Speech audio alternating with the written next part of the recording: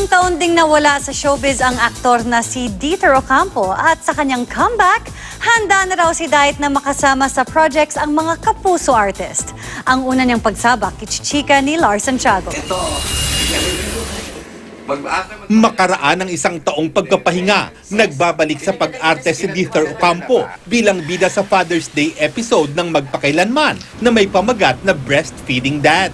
Masaya si Dieter sa una niyang acting project para sa GMA na mapapanood bukas ng gabi. I'm very glad that, yung timing is very impeccable. And I guess may magandang dahilan din dahil Father's Day episode pa yung napunta sa akin. So, very symbolic. Makakasama ni Dieter sa episode si Miss World 2013, Megan Yang. Gagampanan ng aktor ang papel ng padre de pamilya na si Anton Ramos. May 2 anak. At yung pangalawang anak nila, sa panahon na yun ay nagkaroon siya ng malubhang sakit. At dahil doon ay binawian ng buhay yung kanyang asawa.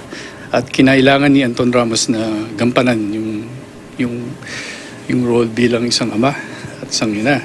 Inamin naman ni Dieter na usapin ng pag-ibig ang dahilan ng pansamantala niyang pamamahinga sa showbiz. Handa na uling tumibok ng puso ko, pero siguro sa tamang pagkakataon.